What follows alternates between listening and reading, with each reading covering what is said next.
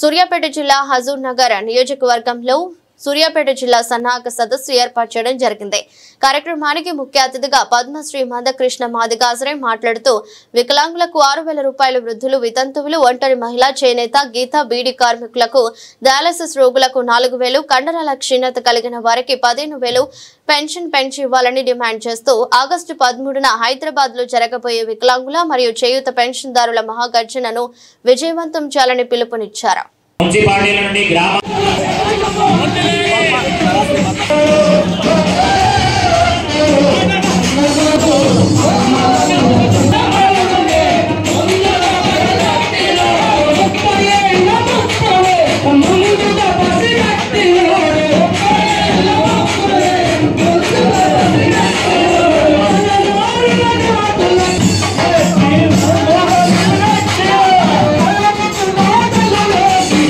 జీవించే కుటుంబాలు వచ్చిన కాదు, రేవంత్ రెడ్డి అయినా కేసీఆర్ అయినా. ఆ ఒక్క విషయం మీద చూసుకుంటున్నాను నేను. రేవంత్ రెడ్డి గారు బంగ్లాలో పుట్టిండు, కేసీఆర్ గారు గడిలో పుట్టిండు. రేవంత్ రెడ్డి గారు కుటుంబంలో 100 ఎకరాలు ఉన్నాయి, అదే సమయంలో కేసీఆర్ కుటుంబానికి 100 ఎకరాలు ఉన్నాయి. 100 ఎకరాల కుటుంబాలు ఉన్న వాళ్ళు బంగ్లాల్లో గడిలో పుట్టిన వాళ్ళకు పెన్షన్ అవసరం లేదు, కానీ పేద వర్గాలకు సంబంధించిన వాళ్ళకు పెన్షన్ అవసరము. కాబట్టి ఏ వర్గాల నుండి వాళ్ళు వచ్చిండ్రో ఆ వర్గాల కోసం డబ్బులు కేటాయిస్తున్నారు. భూములున్న కుటుంబం వచ్చిన వాళ్ళు కాబట్టి భూములున్న వాళ్ళకు కేటాయిస్తున్నారు. రైతు రుణమాఫీ కింద 20,000 కోట్లు ఖర్చు పెట్టిండ్రు. రైతు భరోసా కింద 10,000 కోట్లు ఖర్చు పెట్టిండ్రు. అందాల పోటీల కోసం 100 కోట్లు ఖర్చు పెట్టిండ్రు. కానీ పేద వర్గాల పెన్షన్ పెంచడానికి మాత్రం ఆయనకు మనసు రావట్లేదు, ఈయనకు నోరు రావట్లేదు. మనసు రావాల్సింది ఎవరికి? రేవంత్కు. నోరు తెరవాల్సింది ఎవరు? కేసీఆర్. మనసు రావాల్సింది రేవంత్ రెడ్డి పాలకుడు, నోరు తెరవాల్సింది ప్రతిపక్ష నాయకుడు. ఆయనకు మనసు లేదు, ఈయనకు నోరు రావట్లేదు. కానీ ఒక పేద వర్గాల బిడ్డగా మళ్ళా పెన్షన్ పెంచాలని చెప్పి రావాల్సిన పరిస్థితి మీ బిడ్డగా నాకు వచ్చేసింది. దానికి కారణం ఏంది? ఇప్పుడు మీ అన్నగా నేను ఒక విషయం చెప్తున్నాను. నేను ప్లీజ్ అమ్మా, మీ అన్నగా చెప్తున్నాను నేను. రేవంత్ రెడ్డి గారి కుటుంబంలో, కేసీఆర్ కుటుంబంలో పెన్షన్ పొందేటోళ్ళు లేరు. కారణం వాళ్ళు భూస్వాములు, వాళ్ళు గడిలో పుట్టినోళ్ళు, బంగ్లాలో పుట్టినోళ్ళు. కానీ మొదటి నుంచి పెన్షన్ గురించి ఎందుకు నేను కొట్లాడాల్సి వస్తుందంటే, నేను పేద కుటుంబంలో పుట్టాను కాబట్టి ఏ కులం వాళ్ళకైనా పెన్షన్ దక్కాలని కోరుతున్నాను. ఇక్కడ వేదిక మీద ఉన్నోళ్ళు ఒక కులం కాదు, వేదిక ముందు ఉన్నోళ్ళు ఒక కులం కాదు. ఎస్సీలు ఉన్నారు, ఎస్టీలు ఉన్నారు, బీసీలు ఉన్నారు, మైనార్టీలు ఉన్నారు, ఓసీలు ఉన్నారు, ఏ కులమైన పేదలు ఉన్నారు. నేను మీ అన్నగా చెప్తున్నా, ఒక పేద బిడ్డను కాబట్టి నా పేద వర్గాల పెన్షన్ పెంచాలని చెప్పి ఉద్యమం.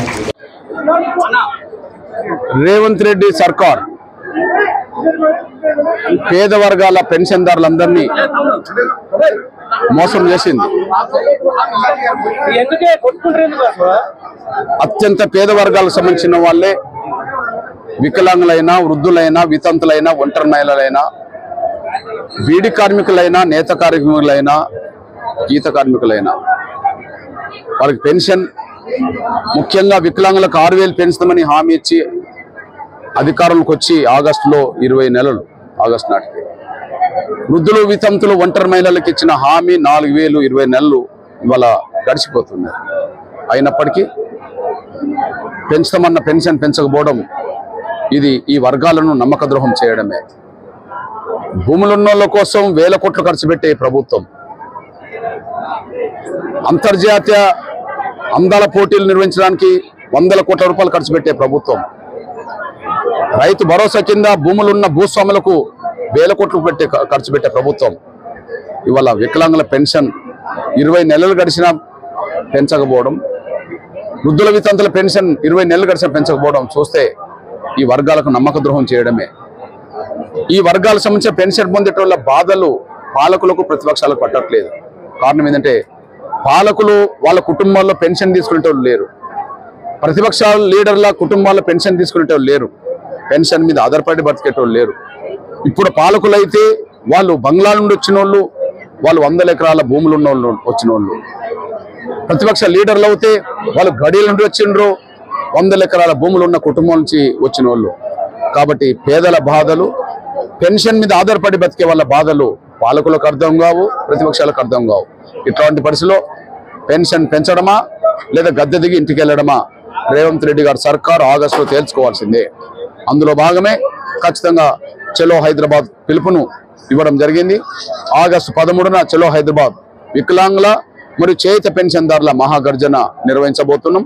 ఆ గర్జనకు లక్షలాదిగా తరలి రావాలని చెప్పి వికలాంగుల ప్రజల్ని, వృద్ధుల వితంతుల్ని, ఒంటరి మహిళల్ని, నేత గీత కార్మికుల్ని, బీడీ కార్మికుల్ని, పెన్షన్ మీద ఆధారపడి బతికే ప్రతి ఒక్కరు కూడా ఆగస్టు 13న జరగబోయే వికలాంగుల చేత పెన్షన్దారుల మహాగర్జనకి తరలి రావాల్సిందిగా, రేవంత్ రెడ్డి గారి సర్కార్తో తాడో పేడో తెలుసుకోవడానికి సిద్ధపడి రావాల్సిందిగా, స్వచ్ఛందంగా తరలి రావాల్సిందిగా నేను విజ్ఞప్తి చేస్తున్నా, పిలుపునిస్తున్నా.